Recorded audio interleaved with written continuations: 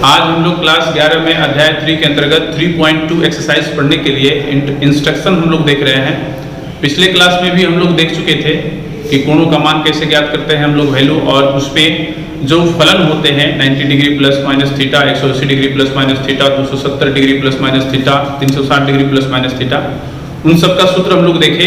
Quadrant में यानी चतुर्थांश में हम लोग ये भी देखे कि उसका चिन्ह क्या होता है, ये हम लोग देख चुके हैं। अब हम लोग देखेंगे त्रिकोणमितीय फलनों का प्रांत और परिसर। प्रांत का मतलब डोमेन और परिसर का मतलब रेंज। यहाँ पर हम लोग जो ये चीज हम लोग पीछे देख भी चुके हैं, प्रांत और परिसर कोई नया चीज नहीं है, वही चीज यहाँ पर हम लोग को देखना है कि किसी भी त्रिकोणमितीय फलन का प्रांत और परिसर क्या होता है। ठीक है, सबसे पहले ध्यान दीजिए कि त्रिकोणमितीय फलन में सबसे फर्स्ट फलन होता है पहला साइन x का। हम लोग ले लेते हैं साइन x का प्रांत और परिसर।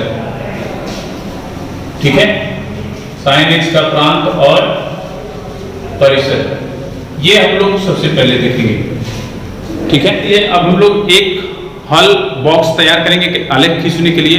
पहले हम लोग इसका आलेख देखेंगे और उसी से हम लोग को प्रांत और परिसर दोनों प्राप्त हो जाएगा। ठीक है, तो चलिए सबसे पहले यहाँ पर हम लोग क्या करते हैं, एक बॉक्स बना लेते हैं।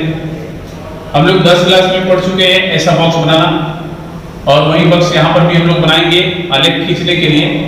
साइन x का हम लोग आलेख खींचेंगे, तो इसमें साइन के साथ x लिए है तो यहाँ पर x लिखेंगे, यदि थीटा लिए होते तो यहाँ पर थीटा लिखते। और fx कोई भी फलन जो होता है वो fx बराबर यदि जिस चर में है उसी चर में fx लिख दिया जाता है। यदि थीटा होता है तो f थीटा बराबर साइन थीटा लिखा जाता है, लेकिन यहाँ पर sin x है तो fx है, और इसी को हम लोग y ले लेते हैं, y बराबर fx भी कर लेते हैं। ठीक है, इसमें हम लोग रखेंगे जैसे sin x का हम लोग आलेख खींचेंगे माइनस 360 से प्लस 360 तक, तो हम लोग 90-90 का अंतराल ले लेंगे, तो minus 2 pi 360 degree, minus 270 degree 3 pi by 2, minus pi यानी कि माइनस 180 डिग्री, माइनस 90 डिग्री, फिर उसके बाद हम लोग चलेंगे 0, फिर उसके बाद 90, फिर उसके बाद 180, फिर उसके बाद हमको मिलेगा 270, और फिर एक और मिल जाएगा हमको 2 पाई यानी 360 डिग्री। ठीक है, और इसका मान ज्ञात करना आप लोग को सर्किल द्वारा हम बता चुके हैं। ये जो सर्किल है, ये यदि इकाई त्रिज्या का ये यदि सर्किल है तो यहाँ पर बिंदु हमको मिलेगा 1 0, और यहाँ पर मिलेगा 0 1, यहाँ पर मिलेगा -1 0, और यहाँ पर मिलेगा 0 -1। और आप लोग को ये बता चुके हैं, इसी की सहायता से हम लोग इसमें इसका मान भर लेंगे। तो साइन -2 पाई, ध्यान दीजिएगा, ये मान यदि इसमें रखेंगे तो हमको मिलेगा साइन -2 पाई। ऐसे भी हम लोग जानते हैं कि साइन माइनस थीटा बराबर माइनस साइन थीटा होता है, तो माइनस साइन 2 पाई कर देंगे। या यहाँ पर हम लोग इसका सूत्र का प्रयोग नहीं करेंगे, इस सूत्र को थोड़ा सा अभी हम लोग को आगे पढ़ना है। ठीक है, तो इसको अभी छोड़ देते हैं। साइन 2 पाई का मान हम लोग देखते हैं, तो साइन 2 पाई जो है 360 डिग्री यहाँ पर आता है, ध्यान दीजिएगा। तो पहला मान कॉस का होता है, दूसरा मान साइन का होता है।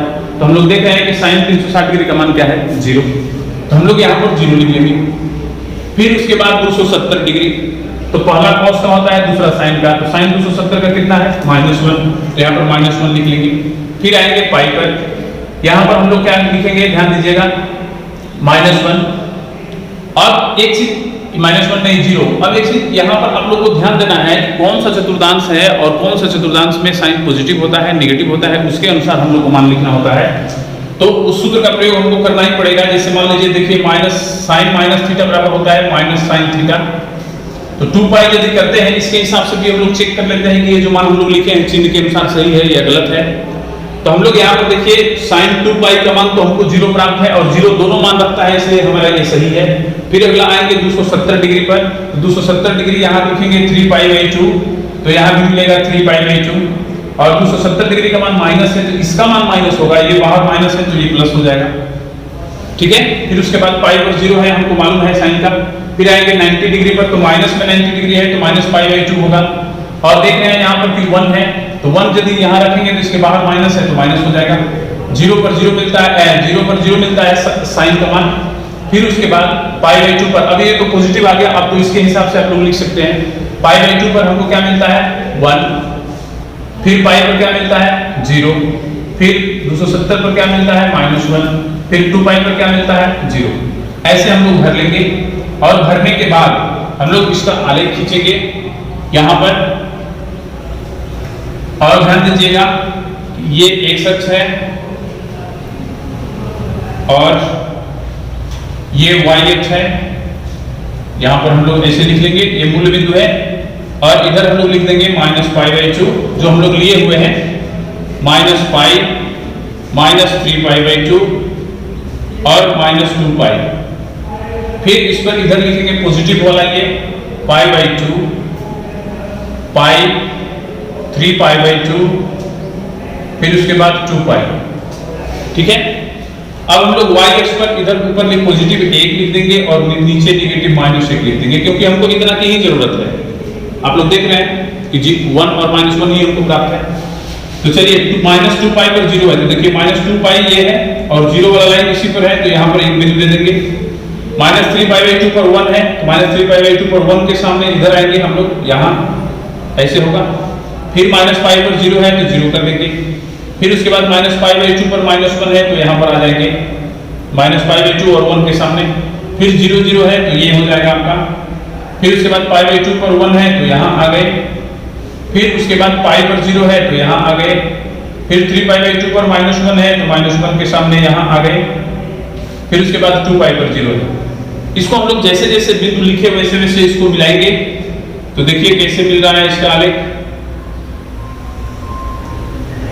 ये ऐसे देख लीजिए, ये सर्पिल आकृति बनेगी और आप लोग आसानी से देख रहे हैं कि इसका जो ग्राफ है साइन का वो किसके किसके बीच है, तो 1 और -1 के बीच है। ठीक है, लेकिन इसमें ये चीज और ध्यान देना है कि जो हम लोग ये फंक्शन में मान रखे हैं वो डोमेन कहलाता है। तो क्या हम लोग जो लिखे हैं वही रख सकते हैं कि और कुछ रख सकते हैं?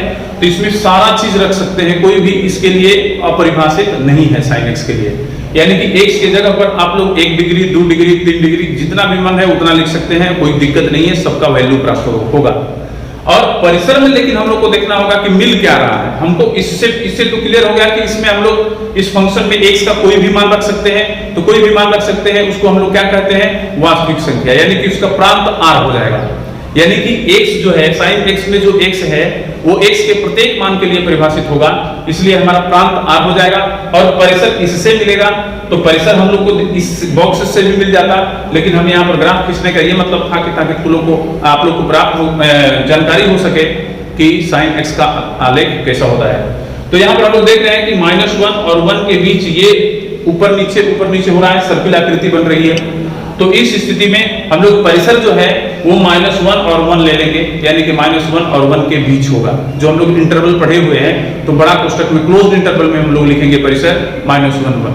तो इस स्थिति में हम लोग क्या लिखेंगे, प्रांत बराबर प्रांत हमारा हो जाएगा r और परिसर हो जाएगा क्लोज्ड इंटरवल में -1 और 1। ठीक है, और इसी तरह हम लोग cos x का भी प्रांत और परिसर ज्ञात करते हैं। हम लोग अब देखते हैं cos x का प्रांत और परिसर। हम लोग sin x का भी देखें, ठीक उसी प्रकार cos x का भी होता है। चलिए यहाँ पर देखिए दूसरा पॉइंट हम लिख दिए हैं और यहाँ पर लिख लेंगे हम लोग cos x का प्रांत और परिसर। इसमें भी यही हम लोग x का मान वही लिए हैं जो कि आसानी से हम लोग ग्राफ खींच सके। हमको प्रांत और परिसर से मतलब है तो आसानी से हम लोग को ग्राफ से प्राप्त हो जाएगा। तो अब देखते हैं यहाँ पर कि अब एक चीज जानिए, यहाँ पर एक सूत्र होता है cos - θ बराबर cos θ होता है। इसमें साइन का कोई लफड़ा नहीं है, माइनस में हो या प्लस में हो मान वही मिलेगा, जो प्लस में मिलता है वही माइनस में भी मिलेगा, यानी cos - θ बराबर cos θ होता है। ठीक है, तो चलिए यहाँ पर हम लोग क्या करेंगे, 360 डिग्री पर देखिए cos का क्या मान है, 1 लिख लीजिए। 270 पर क्या cos का मान है, 0। 180 पर cos का क्या मान है, -1। 90 डिग्री पर cos का क्या मान है, 0। 0 पर cos का क्या मान है, 1। π/2 पर cos का क्या मान है, 0। π पर -1। 3π/2 पर 0। 2π पर 1। ठीक है, हम लोग कर लिए। इसकी सहायता से देख रहे हैं हम लोग कितने आसानी से हम लोग इसके चलते हम लोग मान लिख ले रहे हैं, इसलिए आप लोग को याद रखना है इस चीज को। चलिए ग्राफ किस पे है, -2 पाई पर 1 है, -2 पाई पर 1 के सामने आएंगे, यहाँ इसके सामने 3 पाई 2 पर 0 है, फिर उसके बाद माइनस पाई पर -1 है, ये -1 के नीचे आएंगे यहाँ पर, ठीक है। फिर उसके बाद देखिए -पाई 2 पर 0 है, फिर 0 पर 1 है, 0 पर 1 यहाँ आ जाएंगे हम लोग, ठीक है। पाई 2 पर 0 है, पाई पर -1 है, -1 के सामने आ जाएंगे, ठीक है। फिर उसके बाद 3 पाई 2 पर 0 है और 2 पाई पर 1 है, 1 के सामने यहाँ पर आएंगे। हम लोग मिला लेंगे तो देखिए ग्राफ मेरा कैसे मिल रहा है, ऐसे जाएगा,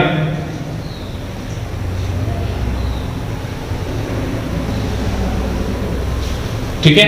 साइन और कॉस का ग्राफ आप लोग देख रहे हैं। साइन का ग्राफ जो 0 से स्टार्ट और 0 से लास्ट हुआ था, ये 1 से स्टार्ट है और 1 पर आकर के लास्ट हुआ है। इसका भी आकृति हम लोग देख रहे हैं, जो ये आलेख, इसका भी आलेख 1 और -1 के बीच ही घूम रहा है साइन की तरफ, तो इसका भी परिसर -1 ही होगा जैसे साइन का हुआ था। प्रांत तो कॉस भी x के किसी भी मान के लिए एलिजिबल होता है, यानी कि परिभाषित होता है, तो प्रांत भी, इसका भी प्रांत r होगा और परिसर -1 होगा। तो यहाँ पर हम लोग लिख सकते हैं प्रांत बराबर r और परिसर बराबर हम लोग लिख सकते हैं -1 ठीक है। अभी हम लोग दो फलनों का ग्राफ खींच करके हम लोग प्रांत और परिसर लिखे थे। अब हम लोग प्रांत और परिसर ऐसे ही लिख देते हैं, आप लोग ग्राफ बना लीजिएगा और बहुत आसान है, इसमें कोई दिक्कत नहीं है, खींचने में आसानी से हम लोग बना सकते हैं। सेक एक्स का हम लोग सूत्र पढ़े हैं 1/cos x, यानी cos x का ये व्युत्क्रम होता है। तो हम पहले ही बता चुके हैं कि प्रांत क्या होता है। तो x के जो भी मान के लिए ये यदि परिभाषित होगा तो उसे हम कहेंगे कि वो उसका प्रांत है। लेकिन हम लोग जानते हैं कि cos जो होता है π/2 पर 0 हो जाता है, तो cos π/2 यानी कि x का मान π/2 इसके लिए परिभाषित नहीं होगा, इसलिए π/2 को छोड़ना पड़ेगा। तो केवल π/2 को छोड़ना नहीं पड़ेगा, जिस पॉइंट पर cos का मान 0 होगा, यानी कि हर 0 हो जाएगा, तो उस सारे कोण को हम लोग छोड़ देंगे। इसके लिए हम लोग सूत्र पीछे पढ़े हैं, cos x बराबर 0, तो x बराबर होता है 2n + 1 × π/2, यानी कि π/2 के प्रत्येक गुणज के लिए ये अपरिभाषित हो जाएगा, इसलिए इसको हम लोग प्रांत से हटा देंगे। तो हम लोग इसके sec x का प्रांत जो होगा वो हम लोग क्या लिखेंगे, तो प्रांत को हम लोग x लिखते हैं, x such that x element of r, ध्यान दीजिएगा, तथा यहां पर हम लोग लिख देंगे कि x not equal to 2n + 1 × π/2, जहां हम लोग ये भी लिख सकते हैं कि n एलिमेंट ऑफ z, ये इसका प्रांत हो गया। इसका मतलब क्या हुआ कि इसको छोड़ करके x not equal to का मतलब हुआ कि केवल π/2 के गुणज को छोड़ करके सारा जितना भी x का मान होगा सबके लिए ये परिभाषित होगा, लेकिन इसके लिए परिभाषित नहीं होगा, इसलिए हम लोग x not equal to कर चुके हैं, ठीक है। परिसर इसका क्या मिलेगा,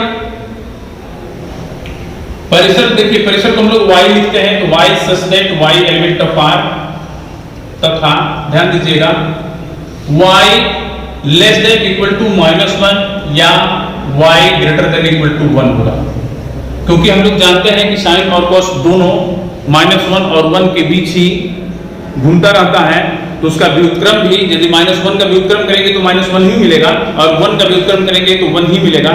इस स्थिति में हम लोग को y less than equal to -1 और y greater than equal to 1 प्राप्त होगा, ठीक है। परिसर में cosec x में इसी तरह देखिए 1/sin x होता है, और हम लोग जानते हैं कि x जो है इसमें sin x जो है वो पाई के गुणज, ध्यान दीजिएगा, पाई के गुणजों को ये एलिजिबल नहीं होता है, 0 हो जाता है, तो उसको हम लोग छोड़ देंगे। तो प्रांत में हम लोग क्या लिखेंगे, इसके प्रांत में हम लोग लिखेंगे x such that x element of r तथा x not equal to n पाई, ठीक है, और जहां n एलिमेंट ऑफ j, ठीक है। परिसर हम लोग क्या लिखेंगे, तो परिसर में भी सेम वही परिसर होता है, इसमें भी cos वाला थोड़ा सा का अंतर होता है।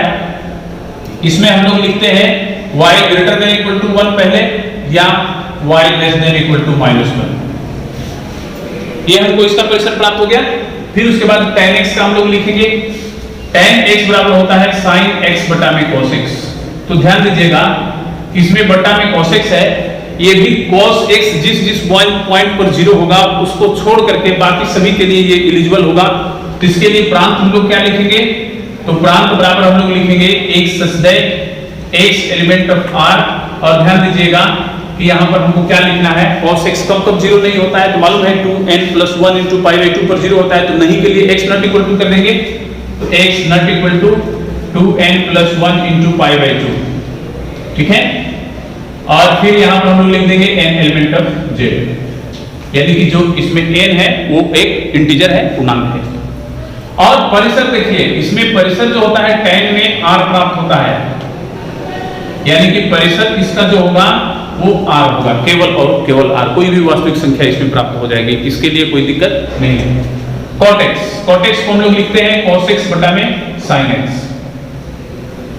और इसमें देखना है कि बटा में sin x है, तो sin x जिस बिंदु पर जिस मान पर x के जिस मान पर ये 0 होगा उसके लिए ये एलिजिबल नहीं होगा, इसलिए इसको छोड़ देंगे हम लोग। तो वही प्रांत में हम लोग लिखेंगे, तो प्रांत बराबर हम लोग क्या लिखेंगे, x such that x element of r तथा x not equal to n pi, जहां हम लोग लिख सकते हैं n एलिमेंट ऑफ j। इसका भी परिसर वही होता है जो tan का होता है, इसका भी परिसर r ही होगा। तो हम लोग देख चुके हैं कि छह त्रिकोणमितीय फलन का प्रांत और परिसर क्या होता है, जिसको हम लोग को याद भी रखना है ताकि आगे जहां जरूरत पड़े इसका हम लोग प्रयोग करेंगे। अब हम लोग देख लेते हैं कि कौन से चतुर्थांश में त्रिकोणमितीय फलन किधर से किधर की ओर बढ़ता है और किधर से किधर की ओर घटता है, इसको भी हम लोग देख लेते हैं। तो सबसे पहले एक काम करेंगे, हम लोग sin 0 डिग्री का मान लिखते हैं। sin 0 डिग्री का मान होता है 0, sin 90 का मान होता है 1, फिर उसके बाद sin 180 डिग्री का मान होता है 0, sin 270 डिग्री का मान होता है -1 और sin 360 डिग्री का मान होता है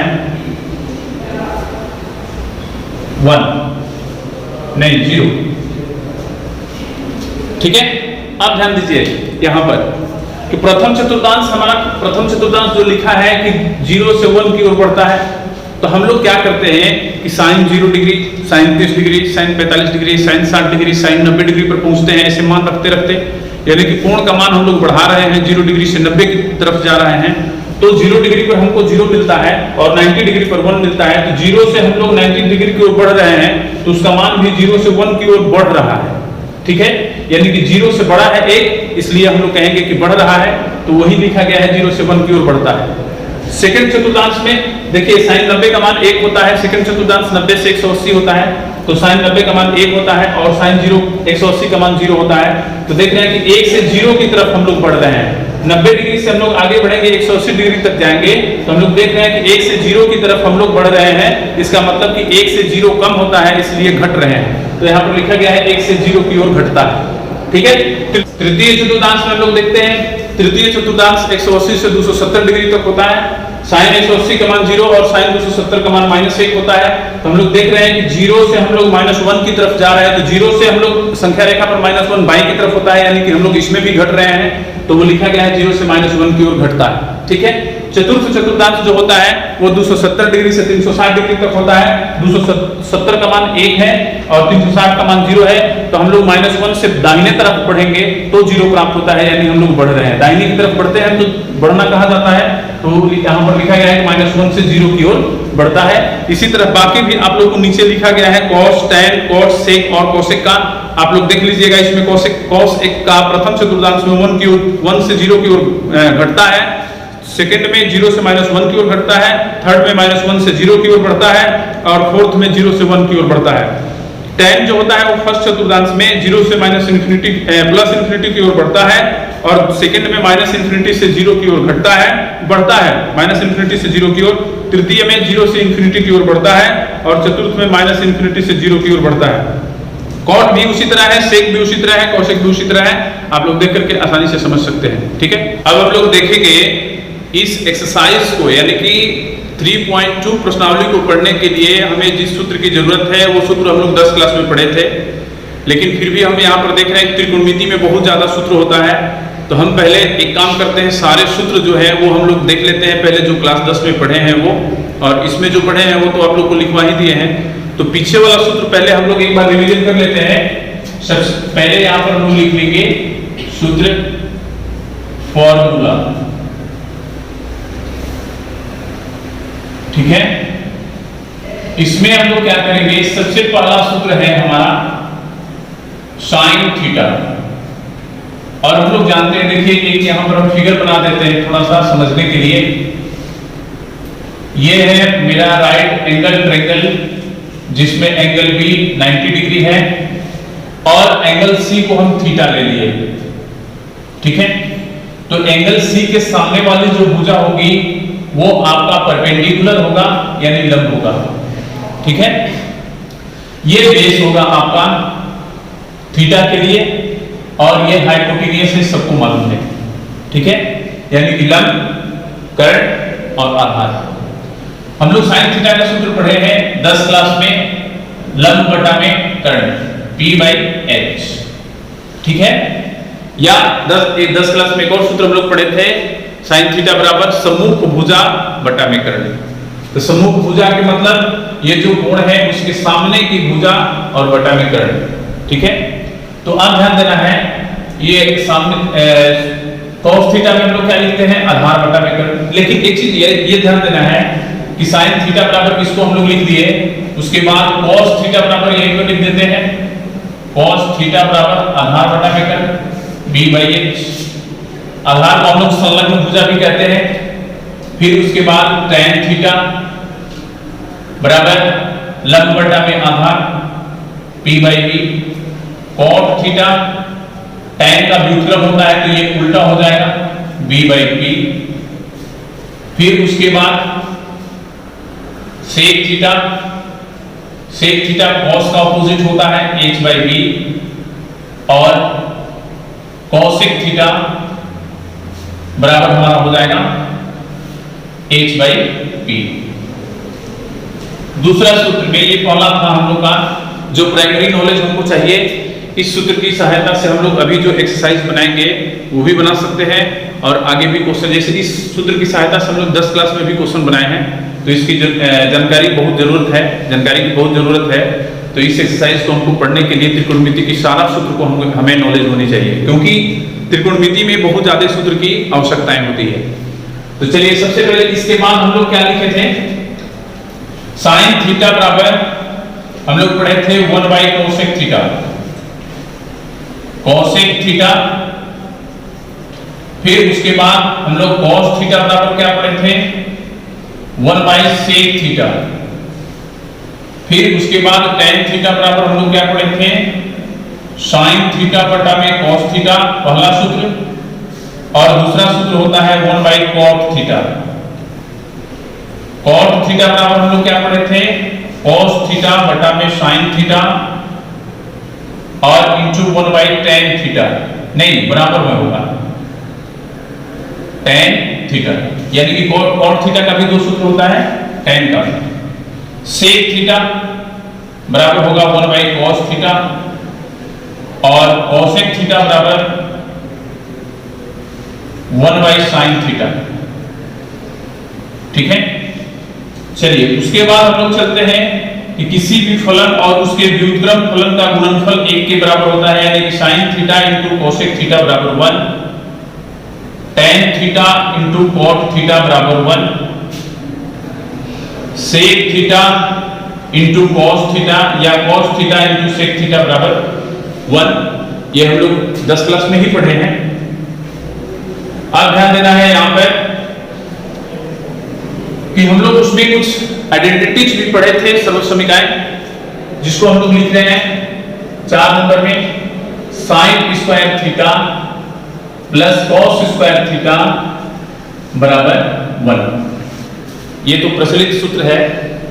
ध्यान देना है यहाँ पर कि इसी से हम लोग और सूत्र भी निकाल लेते हैं, जैसे sin स्क्वायर थीटा को हम लोग इधर ही रखेंगे, cos स्क्वायर थीटा को इधर कर देंगे तो 1 माइनस cos स्क्वायर थीटा हो जाएगा, यानी कि sin स्क्वायर थीटा को cos स्क्वायर थीटा में बदलने के लिए इस सूत्र का हम लोग प्रयोग करते हैं। इससे एक और सूत्र मिल जाएगा, sin थीटा बराबर स्क्वायर हटा देंगे तो इधर स्क्वायर रूट लग जाएगा, 1 माइनस cos स्क्वायर थीटा। फिर cos स्क्वायर थीटा को यदि हम लोग इधर रखते हैं तो हम लोग को साइन इधर करना पड़ता है, तो 1 माइनस साइन स्क्वायर थीटा मिल जाएगा, और cos स्क्वायर थीटा बराबर, और हम लोग इधर से यदि स्क्वायर हटाते हैं इधर से तो इधर स्क्वायर रूट में हो जाएगा under root 1 minus sine square theta. अभी जो हम लोग प्रश्नावली 3.2 पढ़ेंगे इस सूत्र का प्रयोग हम लोग करेंगे चेंज करने के लिए, ये ध्यान रखिएगा। 5 नंबर में हम लोग पढ़े थे sec square theta minus tan square theta बराबर 1। इससे भी हम लोग सूत्र निकाल लेते हैं। सेक स्क्वायर थीटा बराबर हमको क्या मिल जाएगा 1 plus tan square theta. Sec square theta को टेन के रूप में बदलने के लिए सूत्र का प्रयोग करेंगे, स्क्वायर हटाएंगे तो सेक थीटा बराबर हो जाएगा under root 1 plus tan square theta. ठीक है, फिर उसके बाद हम लोग टेन स्क्वायर थीटा का सूत्र लिखेंगे, तो टेन स्क्वायर थीटा को हम लोग इधर लेके जाएंगे तो प्लस होगा, 1 इधर आ जाता है, यानी कि सेक स्क्वायर थीटा माइनस 1 होता है टेन स्क्वायर थीटा का, और टेन थीटा का होता है स्क्वायर हटा देंगे तो स्क्वायर रूट में सेक स्क्वायर थीटा माइनस 1।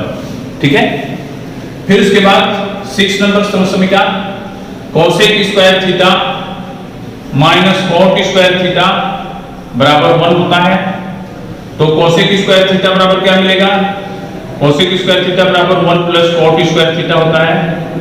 तो कोसेक थीटा बराबर क्या होता है, कोसेक थीटा बराबर under root 1 plus cot square theta.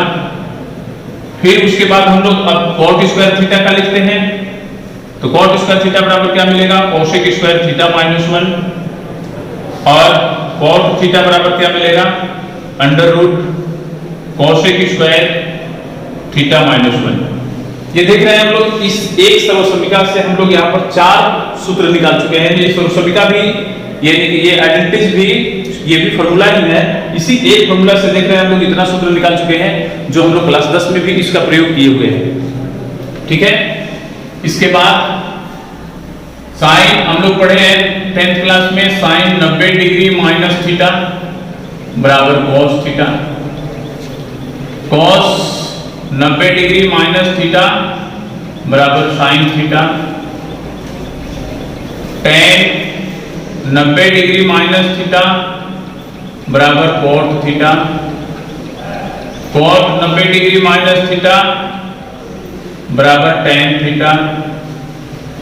Sec 90 degree minus theta बराबर कोसेक थीटा, और कोसेक 90 डिग्री माइनस थीटा बराबर सेक थीटा। ये सूत्र हम लोग आप लोग को इस क्लास में भी बता चुके हैं, लेकिन 10 क्लास में हम लोग पढ़े थे इसलिए इसमें लिख दिया है। इस क्लास में भी पीछे के वीडियो में हम लोग डाल चुके हैं कि ये 90 माइनस थीटा कैसे होता है टेन थीटा के बराबर। हम लोग ये चीज 10 क्लास में भी सिद्ध किए हुए हैं कि ये कैसे होता है इसके बराबर। 10 क्लास में ये सिद्ध किया हुआ चीज है, और यहाँ पर भी आप लोग को क्लास 11 में भी हम ट्रिक बता चुके हैं कि इतना रटने की जरूरत नहीं है।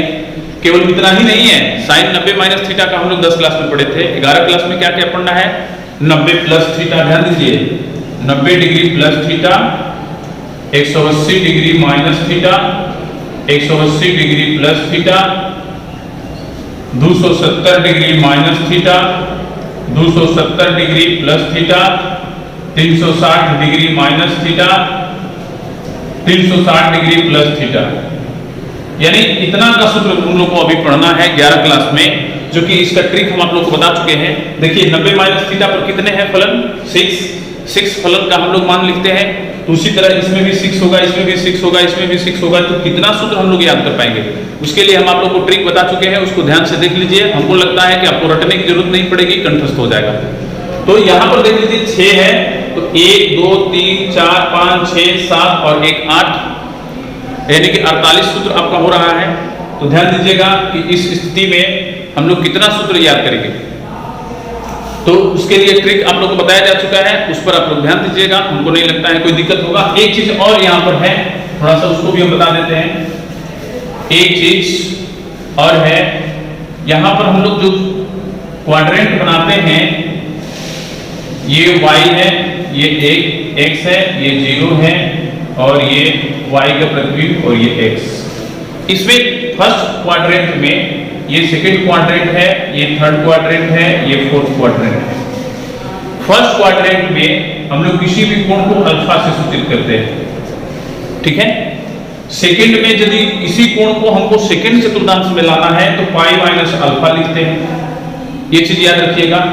इसी कोण को यदि तृतीय में लेके आएंगे तो पाई प्लस अल्फा लिखेंगे, और इसी कोण को यदि चतुर्थ में लेके जाएंगे तो 2 पाई माइनस अल्फा लिखेंगे। ध्यान रखिएगा कैसे, जैसे मान लीजिए कि अल्फा का मान 30 डिग्री है, तो द्वितीय चतुर्थांश में लेके जाएंगे तो पाई का मान हम लोग जानते हैं यहाँ पर 180 डिग्री होता है त्रिकोणमिति में, तो 180 डिग्री में से 30 डिग्री घटाएंगे तो कितना होगा 150 डिग्री। और हम लोग जानते हैं कि द्वितीय चतुर्थांश 90 से 180 के बीच में होता है, तो 150 द्वितीय चतुर्थांश का मान होगा। उसी तरह यदि इसको हम लेके आएंगे तृतीय चतुर्थांश में, तो ये 30 डिग्री है, अल्फा को हम लोग 30 डिग्री ले चुके हैं, तो 30 डिग्री को हम लोग 180 में जोड़ेंगे तो 180 प्लस 30 210 डिग्री हो जाएगा। और तृतीय चतुर्थांश 180 से 270 के बीच होता है, इसलिए 210 डिग्री उसी चतुर्थांश का होगा तृतीय का। चतुर्थ में हम लोग जानते हैं कि 270 से 360 होता है, तो 360 में से ये 30 डिग्री घटा देंगे तो 330 डिग्री हो जाएगा, और 330 डिग्री 270 से 360 के बीच का है, इसलिए ये भी महत्वपूर्ण चीज है, इसको याद रखिएगा, ताकि हम लोग किसी भी चतुर्थांश में कोई भी हम लोग को यदि फर्स्ट चतुर्थांश में किसी फलन का मान प्राप्त हो रहा है तो उसे हम लोग द्वितीय तृतीय चतुर्थ में आसानी से कन्वर्ट कर सकते हैं, ठीक है। आज के क्लास में बस इतना ही, नेक्स्ट क्लास में हम लोग पढ़ेंगे एक्सरसाइज 3.2। आज के लिए इतना ही, धन्यवाद।